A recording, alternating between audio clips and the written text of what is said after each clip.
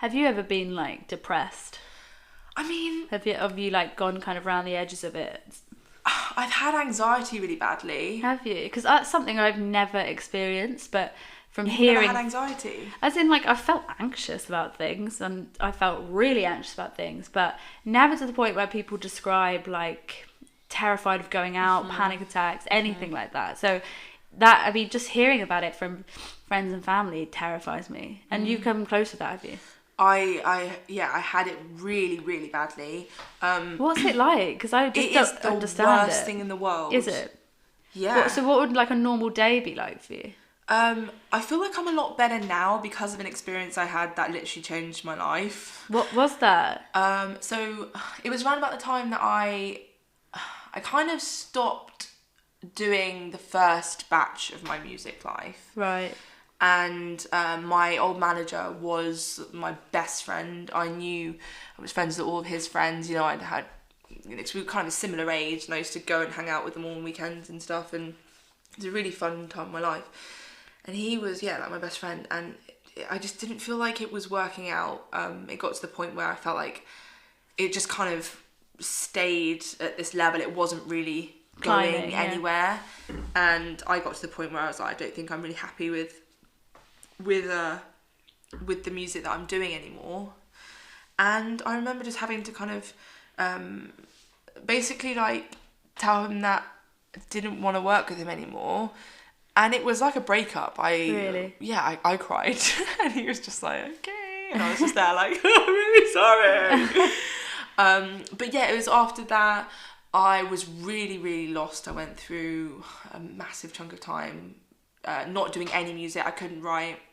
Wasn't inspired at all.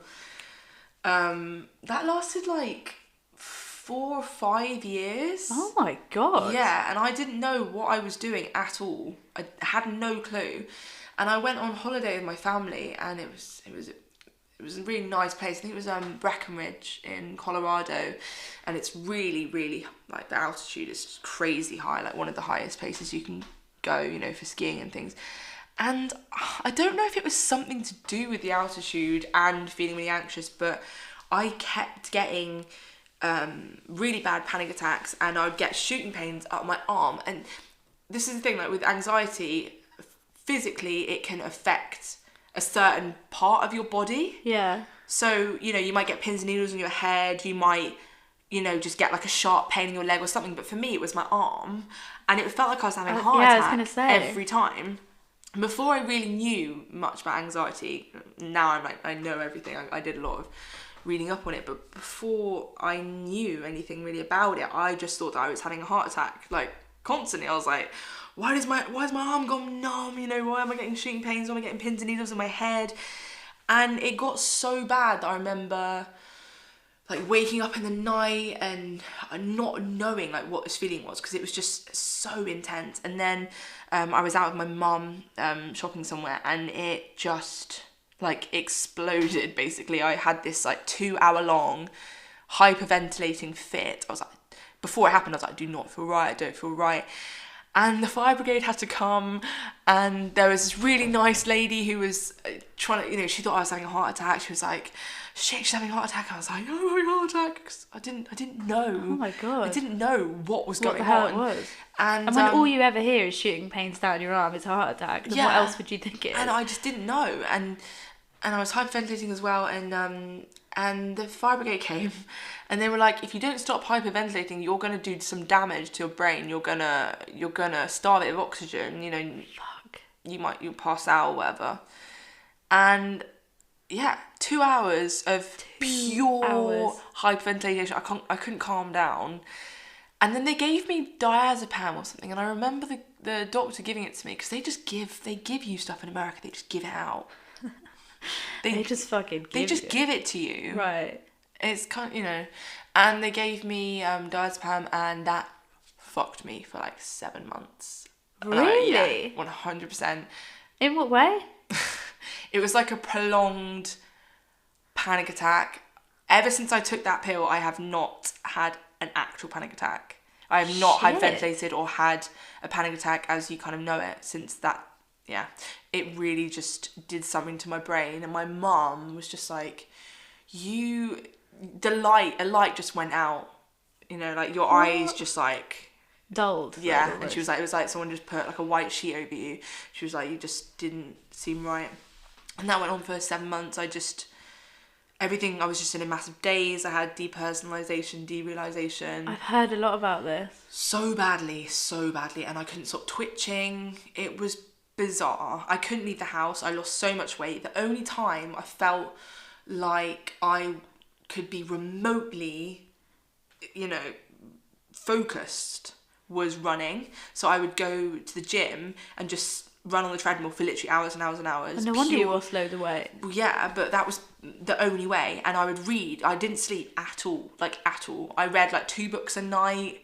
Oh, my God. It was a weird... I don't know what happened. My mum had to sleep in a bed with me for a long time because I would just be, like, freaking out. And so do you think that was because of you, this kind of lost feeling that you maybe weren't addressing, so it was just manifesting physically? To this day, I don't know what it was. And I remember running out into the garden, like, every night, just being like, I need to get off, like, what is happening? Like, really panicking, and it felt like I was just trapped. Oh my God. Like, so weird. And I felt like the garden was like a cubicle and it was just getting smaller and smaller and smaller, and nothing. I just couldn't escape. And then that eventually, like, this weird imbalance or whatever was happening at that time, it just faded. And I think I just learned how to deal with it after that. I read so much on it. I read so many books on it, and just kind of learned that you can, with anxiety, to an extent, you can control it. Right. And I think just having that peace of mind in the back of my head just made me think, I'm not going to have it now. Yeah. I'm not going to... Knowing that you can kind of, like, control it to some extent. You're kind of like, I've got this. Dish. Yeah. I mean, that sounds like a pretty traumatic... That was traumatic. Yeah, it was really traumatic. And I think that's definitely made me who I am today because, before then, little things would set me off. I would be panic attacking left, right and centre. I had no idea. No, like, at all. Not many of my friends do. I don't really like talk about it because I don't really like... I don't know. I just feel like unless you've been through something like that, I don't really know how to explain it. Yeah, and it was just so weird. Yeah, and that's one thing that I will not ever pretend to understand or, to kind of be one of those people who are like, oh yeah, I know that, I think I get that. Yeah, I get anxious sometimes because I'm like telling you, I've never experienced anything like that. So lucky. I know, I really know. Like, I hear about these stories and they sound terrifying. But something else I learned is that adrenaline, when you're feeling like you're going to have a panic attack, it can only last 15 minutes. That feeling that you get before you have it, you just have to let the feeling wash over you. Like, that horrible feeling, you just have to literally just embrace it and just say, you know, it's going to be over soon. Wow. Because it's when you start panicking about it, that's just when it blows up into hyperventilation.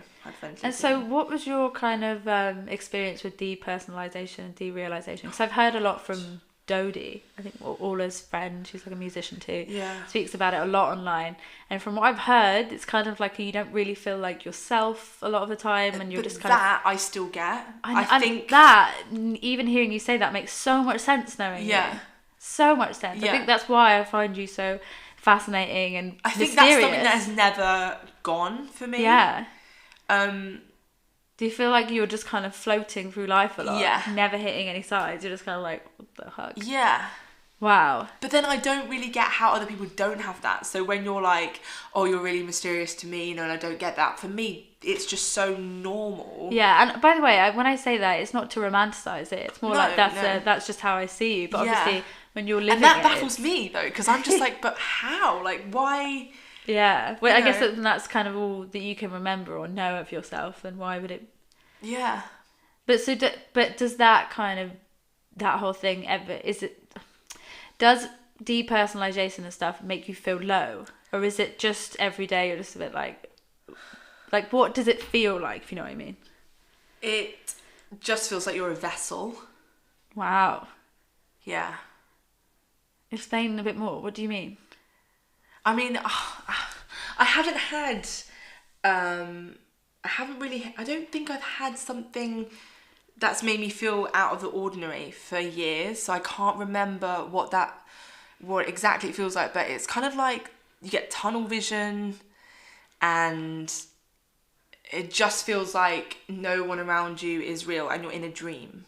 Wow. And that is really scary when you feel like reality isn't real. Yeah. You're literally floating around in a dream and it's almost like people aren't even really there. It's so hard to explain. So like, I'm fascinated by that. How does that affect your like relationships and like your day-to-day stuff? Like, does it kind of... I don't know, 'cause I don't know what to compare it to.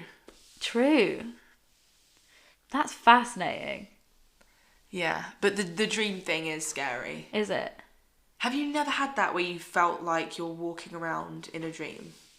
I mean, I guess maybe like after I've done drugs. Yeah, it's I that kind guess. of thing. Yeah, just Don't do drugs, kids. don't do drugs. So are there any other areas in your life then that are kind of like that happened, but you're just like... Ever since then, nothing can beat that, to Really? be fair. So I feel like it's just made me just chilled about stuff now. Yeah, I guess because that was the fucking peak. Nothing else Yeah. can really affect you that much.